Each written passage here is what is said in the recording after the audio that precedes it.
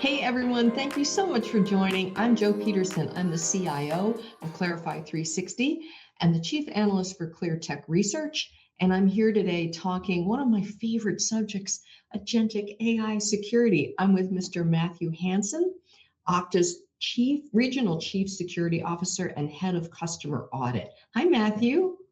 Good morning. Are you as fired up about talking about Agentic AI security as I am today? I live, breathe, and sleep it every day. So I feel like I can't say no to that question. You can't say no. All right. Normally, we're a 3-question format, so we're hot and fast on the questions. So here we go. First one, identity controls turn AI from a hidden liability into a primary business enabler. What are the business outcomes that Okta is helping organizations drive with its identity layer for AI solutions?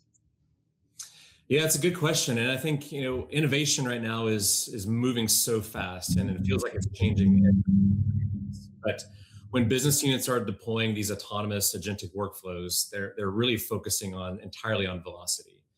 But for the security leadership side, the workflows really represent the unmapped blast radiuses and complex data exposures. Traditional non-human identities outnumber human users 100 to 1 in the modern enterprise today. And what we're seeing is actually developers are often defaulting to assigning long-lived API tokens or even static service accounts with full admin privileges to really avoid those workflow interruptions. And I think for us, this is really, it's calling out a critical risk that if an AI agent falls victim to any sort of indirect prompt injection or execution of manipulation via external unstructured data, the attacker inherits those broad and permanent standing permissions, and it's leading to the large-scale data exfiltration of intellectual property, even PII and HR data in some cases. But Okta for AI agents is really bringing these workflows into that core enterprise identity fabric and turning those risks into secure business outcomes. And really, I think it breaks down to a few key areas to focus on here. And one of our biggest concern right now is mitigating sort of the non-human attack surfaces through least privilege and time-bound access. So AI agents inherently require deep data access to be operationally useful, turning them really into highly privileged non-human identities. But rather than allowing this access to remain static through the process, we've been focusing on the big picture here by integrating the AI agent lifecycle directly into our core identity layer. Okta is actually driving secure business productivity by automatically registering that agent's access, and the security teams can enforce their policies and dynamically issue short-lived, ephemeral, and tightly scoped tokens instead of those static credentials. So ultimately, it's shrinking the threat surface and ensuring that access is validated at the execution, and not just at the configuration level. But the business is still getting its data-driven insights without leaving standing admin privileges exposed in the process. The other area of business alignment that we see right now is centralized control and unified compliance reporting. A lot of customers that I speak with, we see these fragmented AI deployments that create these siloed, disconnected visibility paths across an organization's architecture. But instead, security teams are chasing the disjointed audit logs across those isolated AI vendor silos. Okta actually is aggregating all agent actions into our Okta admin console. And essentially by viewing those agent-specific events directly in the system logs, we can deliver that localized and predictable compliance reporting for auditors. And again, really turning compliance from that frictional bottleneck that we so often see into that standardized automated routine. And then lastly is the platform neutrality, and probably the biggest one is interoperability. Businesses should not be boxed into a single AI ecosystem. And really through some major strategic partnerships, such as Okta's deep integrations with Google Gemini platform, Okta is allowing organizations to safely deploy agents, various platforms, while still enforcing that single consistent identity architecture. I love it because you're prompting organizations to consider where their agents are, what they connect to, and what they can do. And those are bigger things than just security. They're really strategic and integral organizational considerations that are both technical and non-technical. So how is Okta's work in educating the market making a difference with the organizations you are talking to? Yeah, I think that educational shift that Okta has introduced, it's really not just conceptual anymore. It's been really operationalized into our Okta AI blueprint tool. And really what this framework for us is really reframing how organizations transition from blocking shadow AI to even actively managing it by evaluating that security architecture across three explicit layers. So much as what you just discussed in the discovery layer, organizations are frequently suffering from that visibility deficit. Our research actually shows that while 90% of executives are actually confident in their AI visibility, 52% of the employees actually are using unapproved AI tools, and even 39% have actually pasted confidential company documents into them.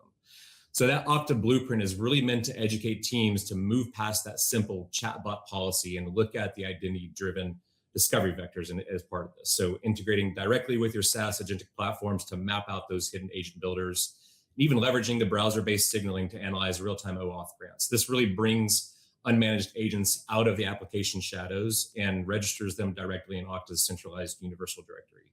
But I'll add some context here because AI agents can be spun up seamlessly by developers in individual departments, but shadow AI extends so much further beyond the simple web tools. It's including rogue background agents connected to corporate systems. If an identity team can't map these integrations, they cannot secure them, which essentially leaves an open endpoint that could leak internal messages, emails, or even intellectual property. But once an agent is discovered, we then must look at its reach. So we're seeing AI agents routinely leverage MCP servers to hook into critical SaaS applications, establish those agent-to-agent connections, or even inherent broad service accounts. Our approach is really changing that game by training organizations to map out these exact interdependencies and really strip out the insecure shortcuts and transition to securely vaulted, automated, rotated credentials. And then as finally in the enforcement layer, so what can the agents do? This is where the AI blueprint really helps us simulate attack scenarios and design of defenses. Rather than relying on the AI model itself to just be good, Okta is enforcing that external identity-driven guardrail directly at the enforcement layer, really before an agent's request even hits the back-end resource. And I'll add some context there just to explain. So when an AI agent operates, they're operating in a non-deterministic fashion, meaning that they can adapt dynamically to changing user prompts or the environments rather than following that rigid linear code path. And traditional static access controls now have become insufficient because an AI agent action that was once safe in one context may actually become highly destructive in another. So when that prompt injection attack tricks an agent into modifying any sort of financial data or system configurations, the reputational fallout for an organization could be unbelievably detrimental. And then the final key three takeaways that I have on here on actually how this is mitigated in the first part. First is agent gateway level policy control. That is where we really mitigate the risk of the hijacked agent sessions by routing all that AI interaction through that enforcement checkpoint. And so instead of relying on the static and hard-coded credentials that are stored within the AI infrastructure, the gateway actually delegates real-time authentication and authorization checks back to Okta. So this is ensuring that essentially every API call or cross-domain action is being triggered by an agent. It has some sort of dynamically validated process against those live user permissions and the context-aware security policies before the execution. The second here is probably the next most important one is the human-in-the-loop guardrails. We talk about this quite often, honestly, and it's ultimately designed to stop the AI actions that require that human sign-off for any sort of high-risk operations. Because the AI agents work independently in the background, they really need an out-of-band way to get that human's permission. Through secure protocols, we can actually enable that agent's backend code to directly tell Okta to send out authentication requests like a push notification to a supervisor's device. The agent still remains in that non-privileged state, safely paused until that human hits the approve button. And then finally, probably the biggest and most important one is the AI kill switch, which ultimately gives any organization that immediate trigger to issue a global token revocation inside of Okta, instantly halting all system-wide access for that compromised agent at machine speed. This is going to be the paramount backstop for any organization that rolls out agentic capabilities in their organization. That is so good. And, makes my little security heart sing. But you nailed it. In truth, shadow AI has become the organizational hot potato, right? It really has. And so The security folks are standing with you and they get it. But if you had to explain to a non-technical executive why it's really important for business leaders to understand how much AI security, agentic AI security matters to the organization, what would you say to them? First and foremost, organizations must treat AI agents as first-class identities. And really, because treating an autonomous agent like a basic script or even a static service account, it is one of the more critical security design flaws that an organization can make today. And traditionally, service accounts assume that predictable, hard-coded path. But the AI agents by definition are probabilistic. So that that means they operate with autonomy, they maintain state across sessions, and even dynamically select their own tools. But because that boundary between processing instructions and ingesting data really collapses with the large language model, any data that an agent reads can silently become that new command. And so by asserting that every AI agent must be registered as distinct governed identities within Okta, we introduce that structural accountability across the entire enterprise lifecycle through that verifiable human ownership process.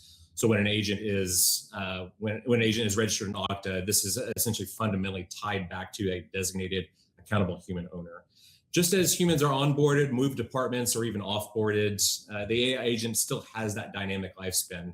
And by governing them within the Okta platform, we can automate that entire lifecycle, provisioning them with the tight scopes when they are deployed, conducting continuous access reviews, and even offboarding them instantly when their specific operational lifecycle ends. Okta's data is really revealing right now through various conversations that I've had that there's this dangerous double security standard. Only 34% of organizations are actually applying the same level of identity governance and the security controls to their agentic labor force as they do the human workers, which is quite shocking, to be honest with you. When the autonomous agents are spun up without a human assigned owner or that explicit lifecycle, they really become that orphaned machine account with persistent access. And over time, we've seen this in a number of situations before. These unmanaged accounts accumulate those privileged creeps and essentially leaving that invisible door open for attackers long after that initial business pilot has ended. And then the last piece is really that cryptographic lineage through the token vaulting and impersonation defense.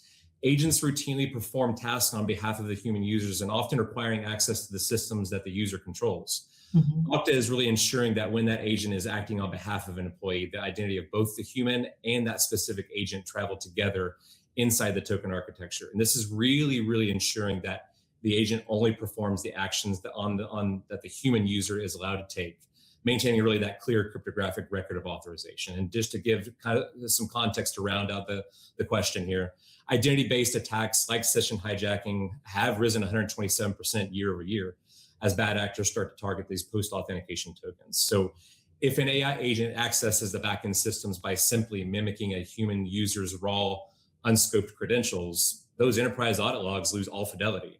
Security teams cannot verify if a data query was explicitly initiated by that human employee or if it was independently executed by that exploited agent. So destroying really any sort of compliance audit trail in the process and leaving a business really exposed to the hijacking and token theft vulnerabilities in the process. It's so important. I mean, if folks can't see what they have, there's no way they can secure it. That's the bottom line. And it's just going to slow down their productivity, any productivity gains that they're going to have with AI. So such an important conversation. Thank you for taking time today to talk to us about it and why this matters to both the CISO and the CIO, because it really, really, truly does. So I hope we get to chat again, and thanks for your time. Thank you again, Joe.